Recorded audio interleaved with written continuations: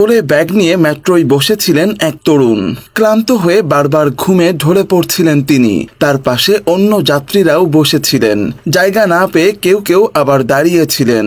ঘুমে ঢলে পড়া ওই তরুণের সামনে দাঁড়িয়েছিলেন এক তরুণী। ক্লান্ত তরুণকে দেখে সামনে এগিয়ে এলেন তিনি। তরুণের খুব কাছাকাছি দাঁড়ালেন। কিছুক্ষণ সেভাবে দাঁড়িয়ে তরুণের মাথা নিজের দিকে টেনে নিলেন তরুণী যাত্রী। তরুণের মাথায় হাত বুলিয়ে তাকে যেন ঘুম পাড়িয়ে দিতে শুরু করলেন। তরুণ দিব্যি ঘুমাচ্ছিলেন। হঠাৎ ঘুম ভেঙে চমকে ওঠেন তিনি। লজ্জা পেয়ে তাড়াতাড়ি সরে যান। সামাজিক যোগাযোগ মাধ্যমে এমনই একটি ভিডিও ছড়িয়ে পড়েছে। বিজয় নামের অ্যাকাউন্ট থেকে এক্স হ্যান্ডেলের পাতায় একটি ভিডিও পোস্ট করা হয়েছে। ভিডিওতে দেখা গিয়েছে যে মেট্রোয় এক তরুণী যাত্রীর গায়ে মাথা রেখে এক তরুণ ঘুমিয়ে পড়েছেন।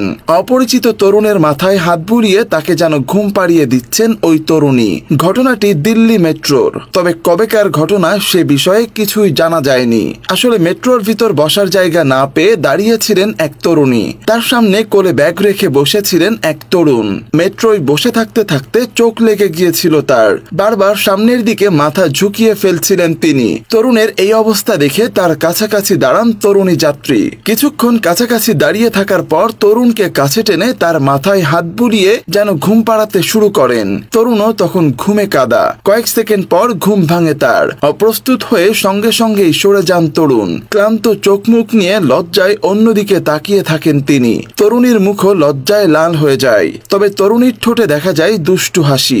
ভিডিওটি দেখে নেট ব্যবহারকারীদের একাংশের অনুমান সেই তরুণ তরুণী একে অপরের পরিচিত।